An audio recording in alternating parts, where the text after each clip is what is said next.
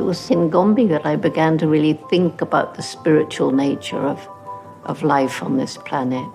When you're out in nature, if you're just completely calm, I was a bit scared when I met a leopard, I have to admit, but it didn't for a moment make me think, oh, I'm going to leave. No, because the leopard didn't do anything to me.